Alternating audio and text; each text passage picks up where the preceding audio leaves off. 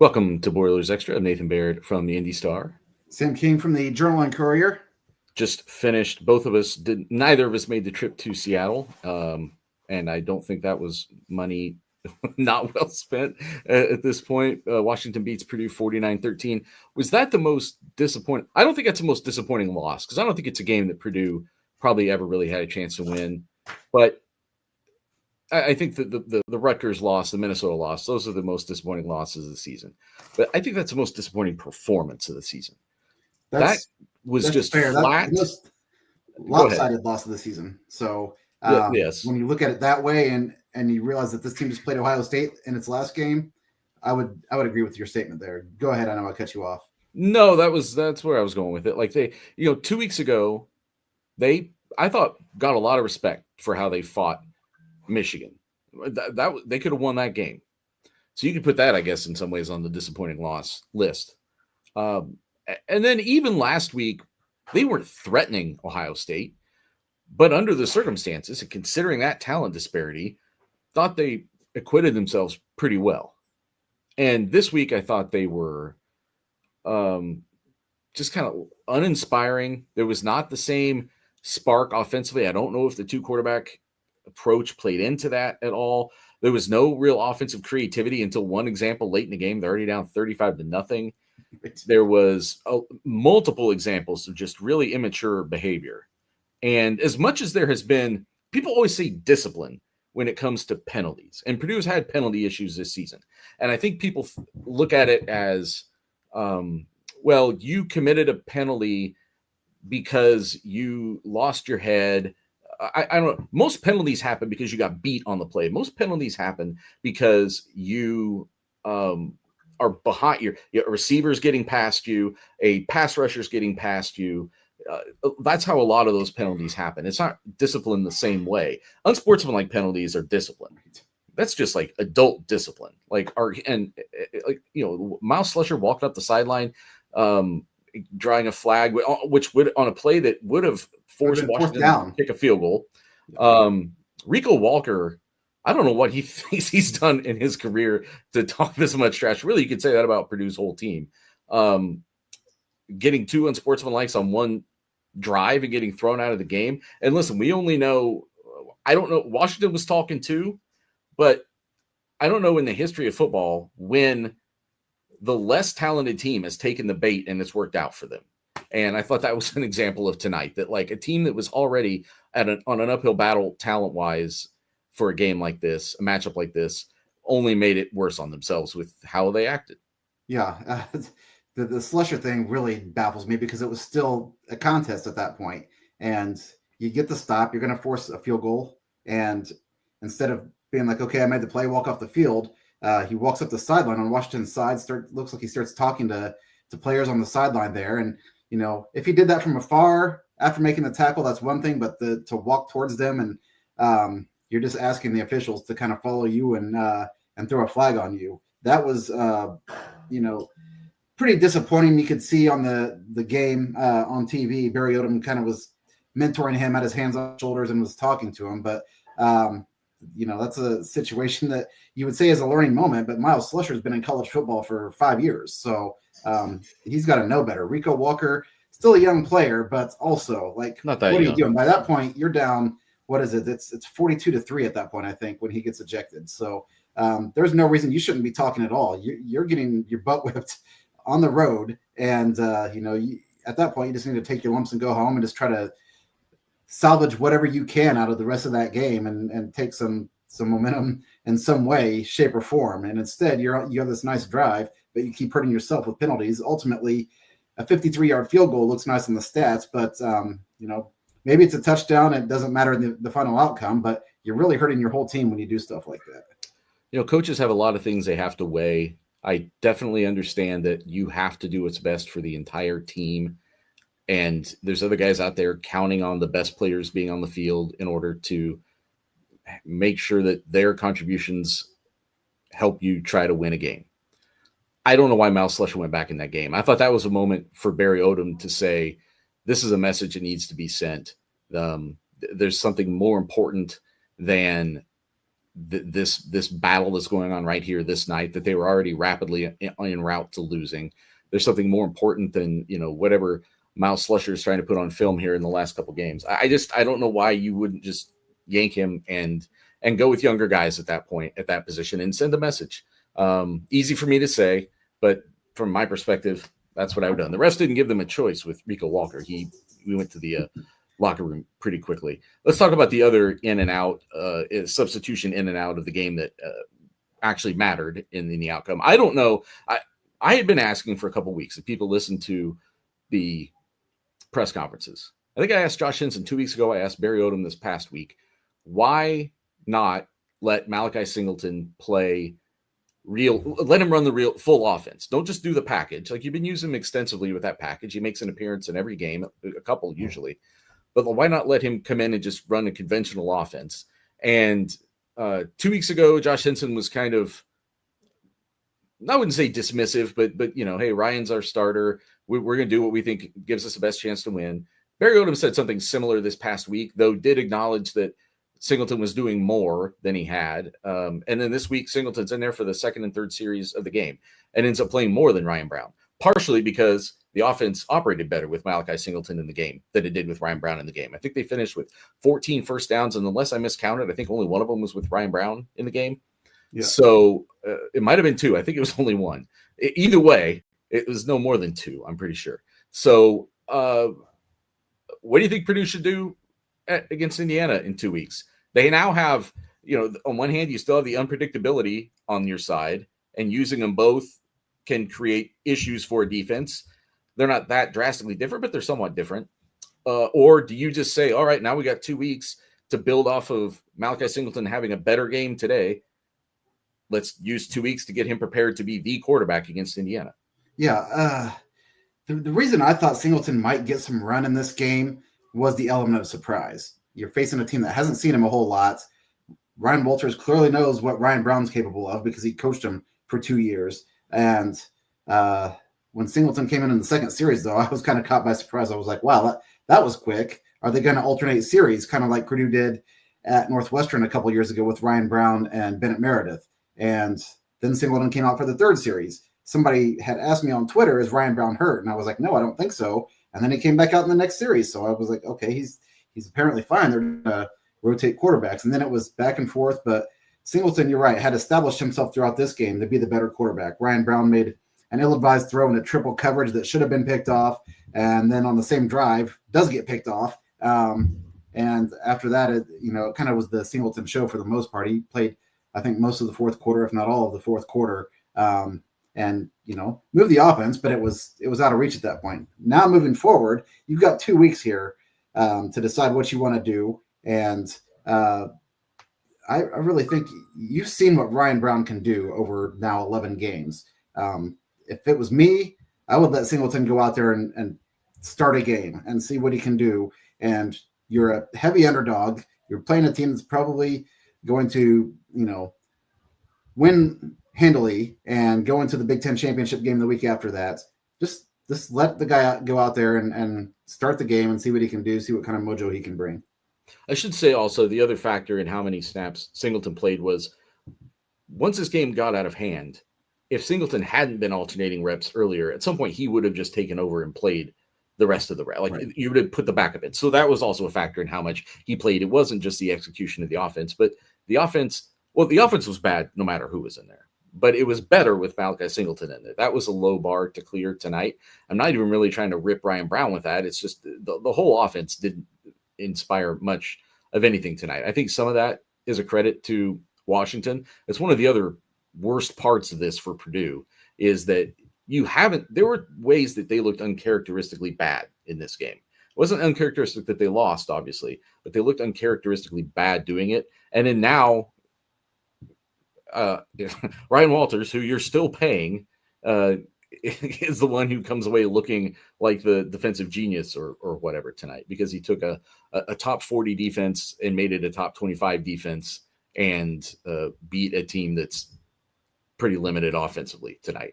But it just factors into the whole vibe of why this is like such a distasteful night, I think, if you're a Purdue fan watching this. No, there's several. And last week at Wisconsin, Washington got, all of its best players seemed to get banged up at some point in that game, including Jonah Coleman, who's one of the best running backs in the Big Ten, Denzel Boston, who's the best receiver on Washington's team and one of the better ones in the league statistically. And neither one of them guys played. And Washington, after a snap malfunction, just a miscue on the first drive, and then I think punted on its second drive. But once Washington got it going, man, even without the star players, you saw how bad that offense was a week ago against Wisconsin without those guys. And then against Purdue, these guys now with presumably a week running with the number one offense at practice, they look like all-world guys who hadn't played a whole lot. I think the running back Mohammed had 2 touchdowns all season, and he had 3 by halftime.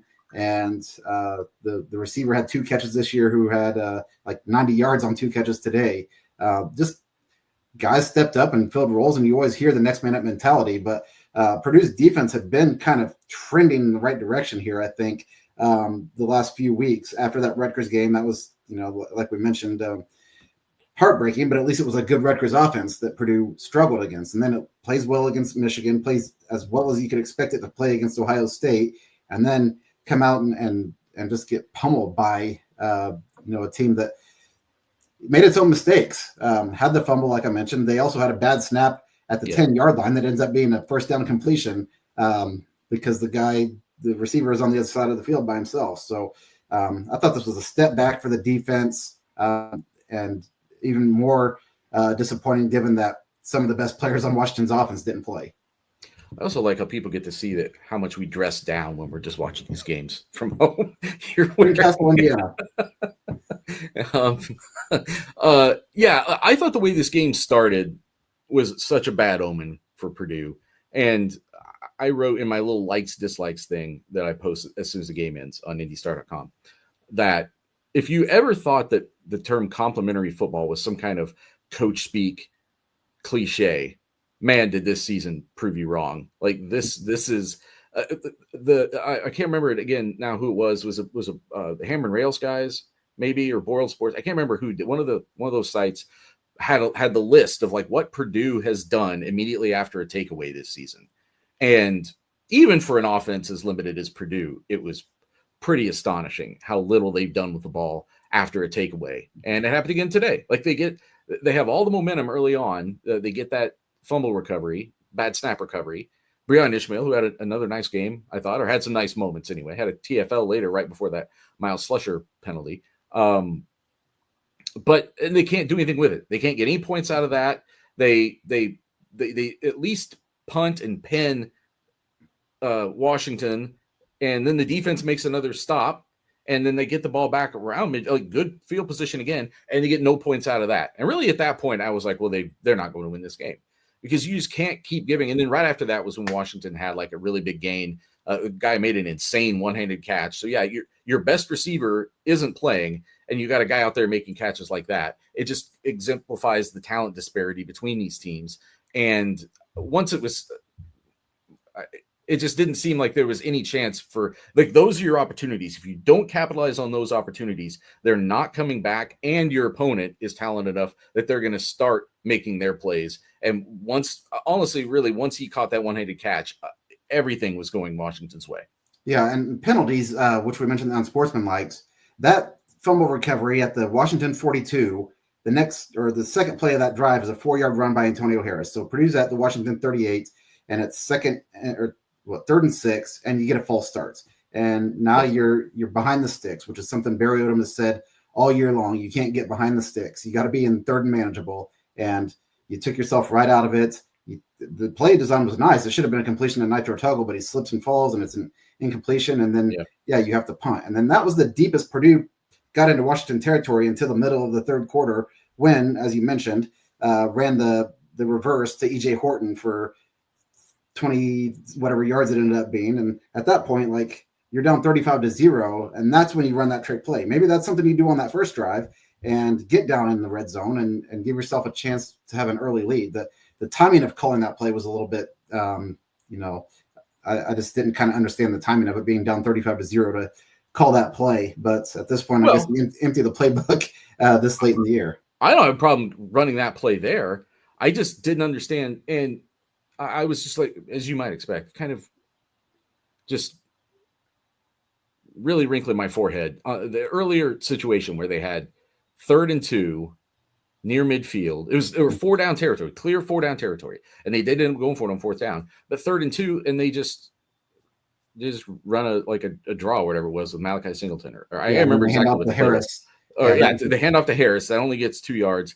Then they run the quarterback draw on 4th down with Malachi Singleton. That was one of them. The other one they handed to Harris on 4th down. And lost yardage, yeah. But the ones when is this team going to, especially with Singleton in the game, when is this team going to throw the ball on 3rd and short in clear 4 down territory? It feels like they had been just very stubbornly avoiding that possibility. And I don't know if that is it just that you distrust your offensive line's ability to pass protect, and your backfield's ability to pass protect, and your receiver's ability to catch the ball reliably, more than you distrust whether your offensive line can get the push to get you 2 yards. But it's been just one of the many damned if you do, damned if you don't scenarios. And finally, then later they did. They threw it on 3rd and 1. It was incomplete, but then you still got one in the chamber on 4th down, and they ran the ball and got it, like barely. Like I was surprised Washington didn't challenge it. It was a generous spot there. I was surprised Washington didn't challenge it. But that was just really, it has confused me at times. And I've even when I have sort of been confused by those things, I've kind of defended, I guess, Josh Henson to some extent, just saying what I also just said. Like, it's sort of damned if you do, damned if you don't. Like, neither thing has really worked. It's really trying to put all of your eggs in the one basket to try to get it to work on this one play. And how fancy can you really try to get? And I just thought that they have been, for whatever reason, just avoiding that opportunity to have that unpredictability. And by the time they went to it, again, it was 35-0. I really thought, like, when we were talking earlier this week about this game, I had mentioned 2 things. It's like, I think Malachi Singleton will play more, and I think they will throw the ball the next time that comes up on 3rd down. And I was 1 for 2. Do you think, I think this way, Purdue knows in that moment it's going for it if it doesn't get it on 3rd and short. So that kind of plays into what you're saying. You know, it's 3rd and 1, 3rd and 2. If Purdue doesn't get this, the coaches have already kind of decided, okay, it'll be 4th and 1, and we're going to leave the offense out on the field. So you're right. If you're running a 3rd and 1 and a 4th and 1 play on the 3rd and 1, do something different. We've seen Singleton take the ball and just charge up into the back of the lineman and try to push forward every single time almost that they've been in that scenario. And it's probably worked less than it hasn't.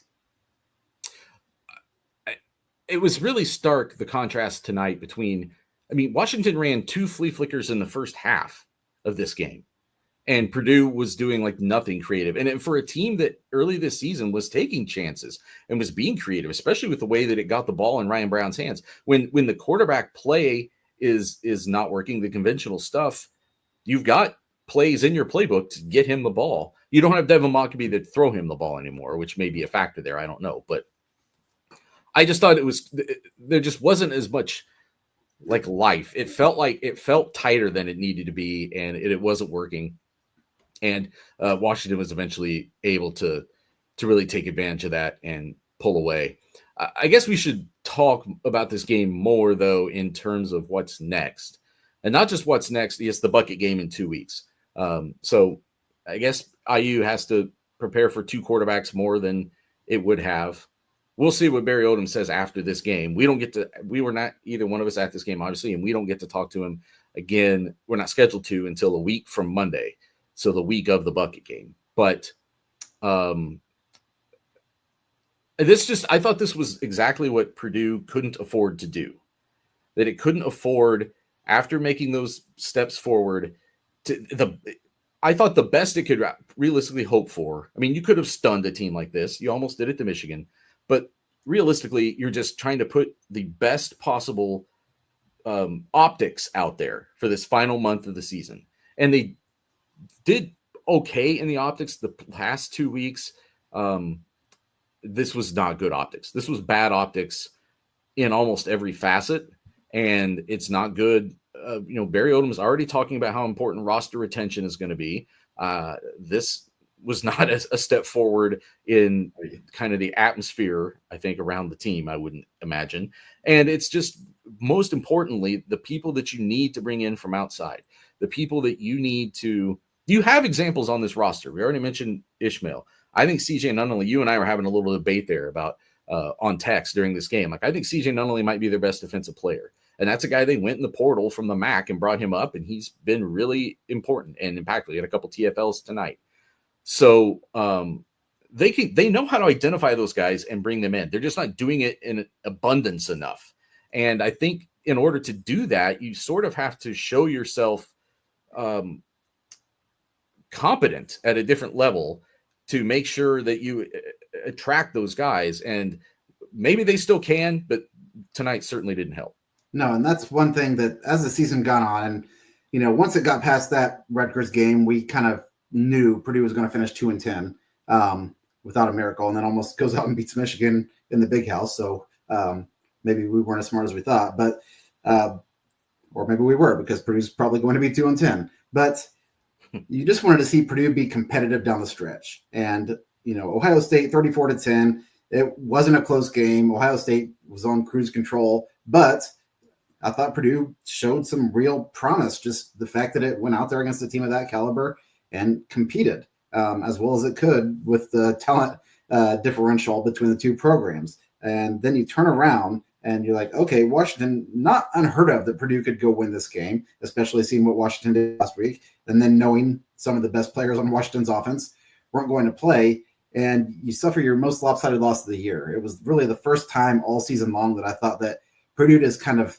rolled over and died a little bit. The Notre Dame game, Purdue was still fighting in the second half, just, was facing such an uphill battle. And even though Purdue scored on 3 straight drives late in the third quarter and early in the fourth quarter, it didn't matter. And it wasn't because the team was fighting so well. As we mentioned, you got some unsportsmanlike conduct penalties that, one of them forced a 53-yard field goal that possibly could have been at least a much shorter field goal, but you hurt yourself, shoot yourself in the foot there. And this just felt like a massive step back after, the last game that I thought there really was a big step back from one game to the next was USC to Notre Dame, but you were facing the best team you'd seen all year, and then following that up with an even better team the week after. So this wasn't the case. You saw the best team in the country, and then you saw a team that's, not top of the Big Ten, probably somewhere in that middle pack, and you go out there and get just demolished.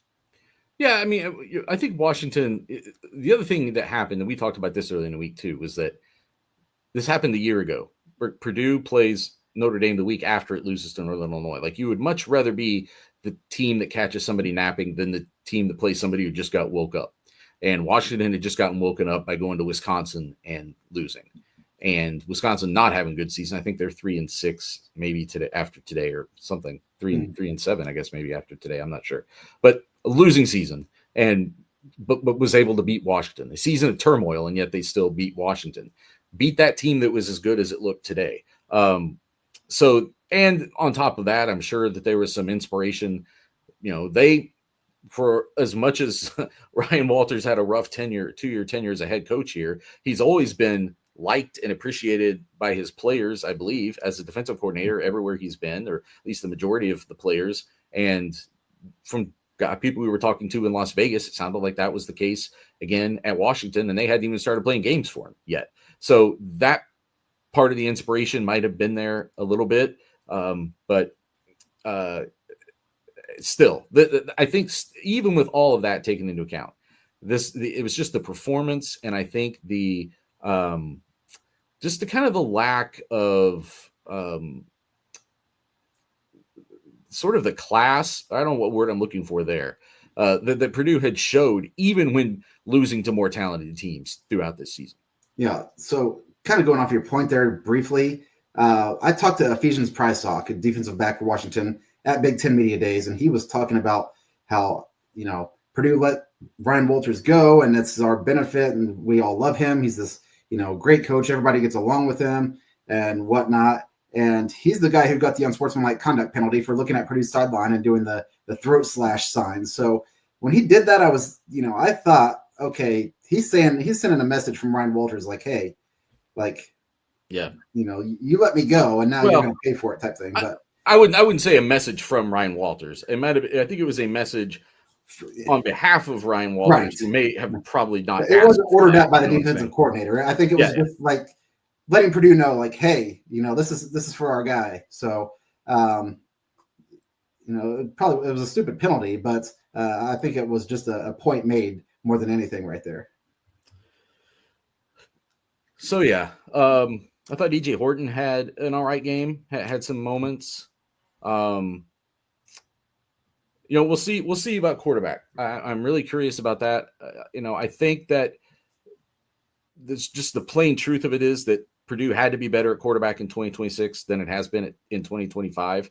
Early this season, I was someone who was trying to point out that Ryan Brown's numbers should be better than they are. He's not getting enough help from his receivers. Yes, he's making some mistakes, but he's growing. He's still relatively inexperienced.